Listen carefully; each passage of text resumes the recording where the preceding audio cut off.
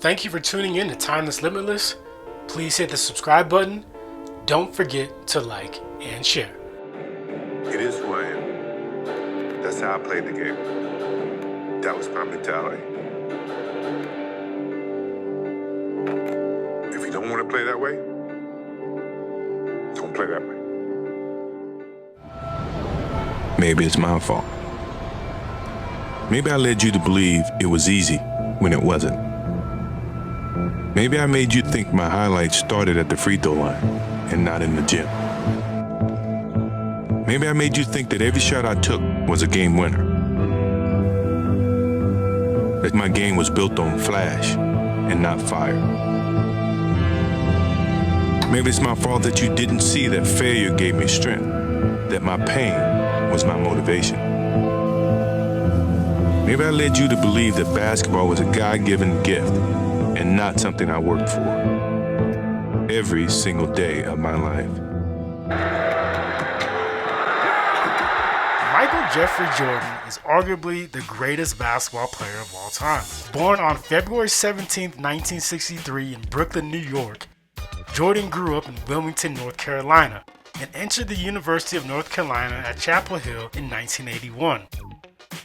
As a freshman, he made the winning basket against Georgetown in the 1982 National Championship game. He was named College Player of the Year in both his sophomore and junior years, before leaving North Carolina after his junior year. In 1984, he was drafted by the Chicago Bulls. Jordan has come up with another steal. Nice cross-court feed. Jordan going and throws it up.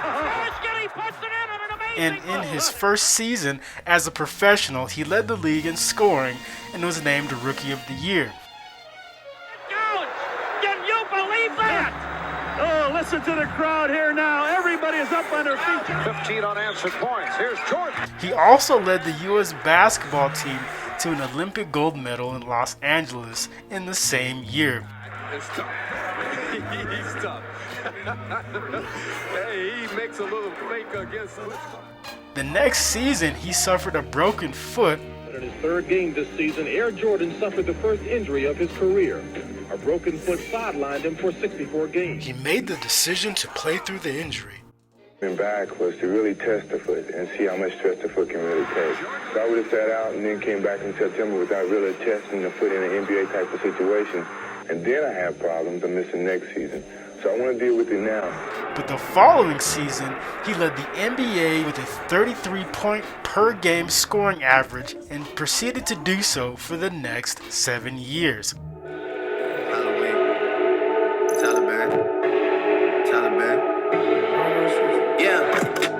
He was the second player after Wilt Chamberlain to score 3,000 points in a single season.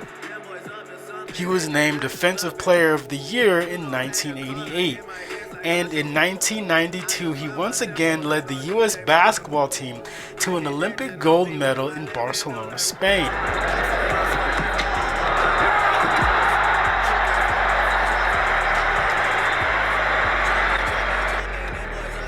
After leading the Bulls to the third consecutive championship, on July 23, 1993, Michael Jordan's father passes away. Will I ever unretire? I don't know. You know, I think the word retire means you can do anything you want from this day on. So if I desire to come back and play again, maybe that's what I want to do. Maybe that's the challenge that I may need someday down the road. In October 1993, Jordan retired briefly and pursued a career in professional baseball in honor of the passing of his father. You know, I always wanted to play baseball, and I kicked myself for not playing in college when I had the opportunity to play in college. I was just hoping I'd get that opportunity again, and I have. Try on a fly ball. You betcha. The White Sox gave me an opportunity just to go out there and see what type of skills I have. And if I ever develop the skills to be up here, then great. If I don't, you know, at least I fulfill the dream, at least trying. And I've had a good time. 3-2 to Jordan. A runner at third. On the ground. Fair ball. And Jordan with an RBI single. How about that? Well, that's what the fans have been waiting to see all day long. Jordan spent a year playing minor league baseball with the Chicago White Sox organization in 1994. Took the throw and the run. There's another hit. A drive down the third baseline. The tying run may score. He's around third. Racing for the plate. The throw. Michael Jordan has tied up the ball game with a ground double to left. And this crowd is seeing what it came here for. What a day for Michael Jordan. Take me out to the ball game. Take me out to the crowd. Well, how was it? Workout.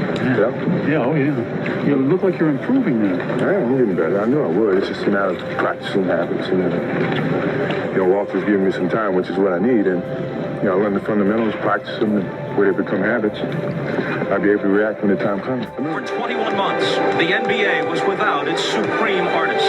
There may be many interesting peripheral aspects to both his departure and return, but at the heart of it is simply this: the best in the world is back.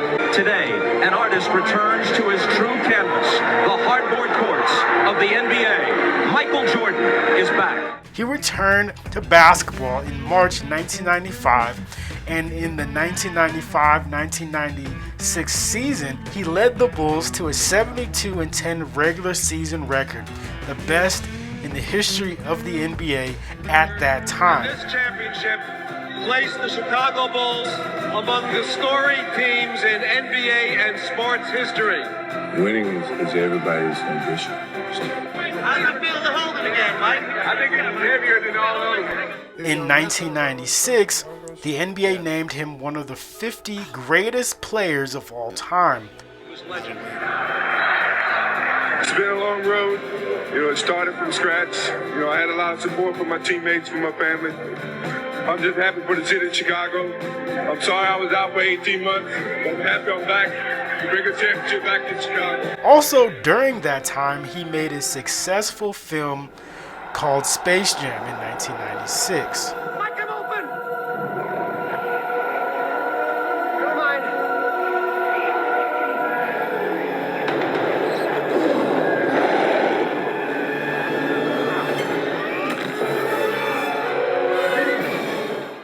Part of the deal, touch the ball. When he returned to the NBA, the organization had suffered declining attendance and television ratings since Jordan's 1998 retirement.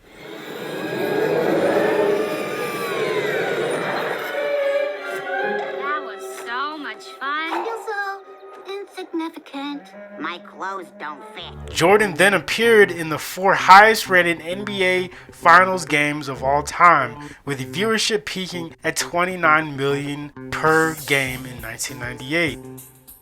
From 1996 to 1998, the Jordan-led Bulls won 3 consecutive championships in a row, and each time, Jordan was named MVP of the NBA Finals. After the 1997-1998 season, Jordan retired again. At this particular time, announcing my retirement, mentally I'm exhausted. I don't feel I have a challenge. Physically, I feel great. The last time in '93, I had other agendas. I knew I wanted to play baseball, and I felt that at my age, it was a good opportunity, time to do it. And with the death of my father, and I was basically trying to deal with that. And this time, I'm at peace with a lot of those things. And from a career standpoint, I've accomplished everything I could as an individual. And right now, I don't have the mental challenges that I've had in the past to proceed as a basketball player. This is the perfect time for me to walk away from the game, and I'm at peace with that. Jordan remained close to basketball, buying a share of the Washington Wizards in January 2000, and then was also appointed president of basketball operations. In September 2001, he renounced his ownership and management positions with the Wizards so he could become a player on the team. I have the feeling Michael brought his A game. There's 2 of them after Davis. Jordan for his second. Jordan played for the Wizards in 2001 to 2002. Now Michael says, I'll post you up. And score again. So Milwaukee at the high left hand. Jordan on Augman. Even getting Right, so. Jordan, still the only Wizard to score, has 40 with a chance for one more. Michael Jordan in the traffic, showing finish Michael Jordan because he scored with the He ended his career with 32,292 total points and a 30 points per game average, which was the best in league history at the time, as well as 2,514 steals, the second most ever. In his career, Jordan was also named the NBA's most valuable player 5 times.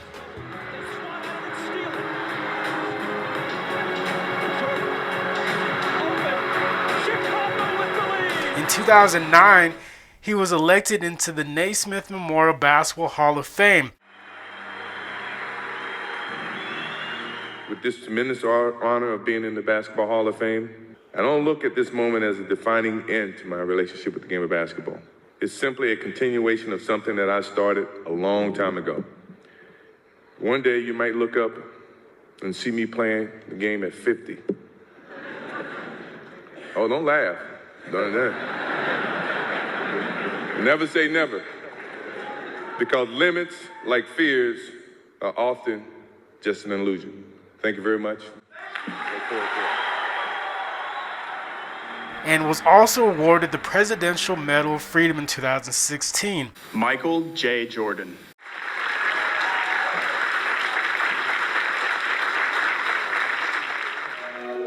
I really enjoy playing with you guys. You guys got a lot of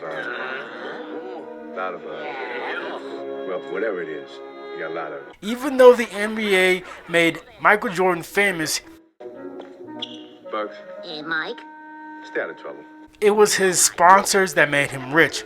You won't score again? I won't score again? How you like that rainbow? We're not done. Excuse me. Had enough? Well, look here, sucker. You reach, I teach. We'll see. Lesson just started. Come on. That's ugly. Could have done. Over nearly 4 decades, he's earned $1.7 billion off the court What? Who's got next? from brands like Gatorade, Coca-Cola, Nike, McDonald's. What's in the bag? Lunch. Big Mac, fries. Play for it. You and me for my Big Mac. Off the expressway, over the river, off the billboard, through the window, off the wall. Nothing but net. Wheaties, Chevrolet, Hanes, and Upper Deck. Nike built the Jordan brand into a massive standalone business worth $3.1 billion in wholesale revenue in the fiscal year ending in May 2019. The Jordan brand.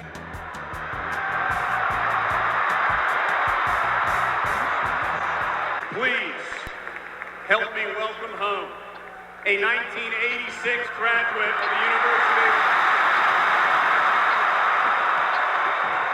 of North Carolina, a member of the 1982 National Championship team,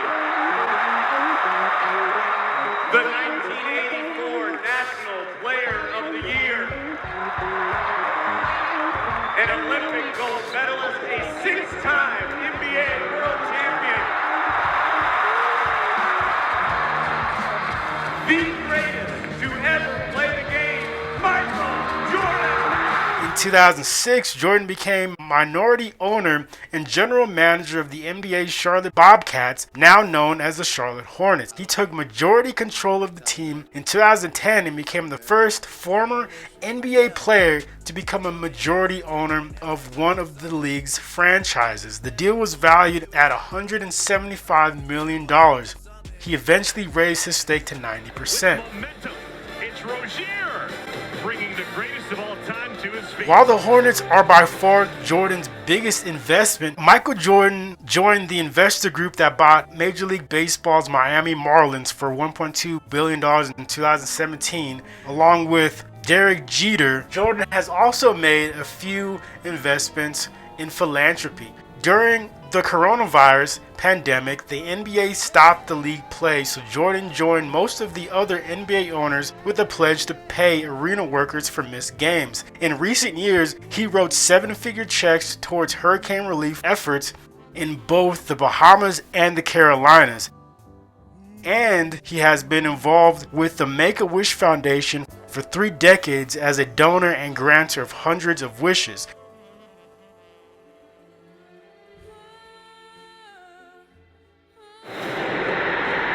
They all understood who I was. My mentality was to go out and win at any cost. The proceeds from the documentary The Last Dance will all go to charity, including the Friends of the Children nonprofit in support of the group's national expansion and work in Charlotte and Chicago, as well as other as yet identified beneficiaries.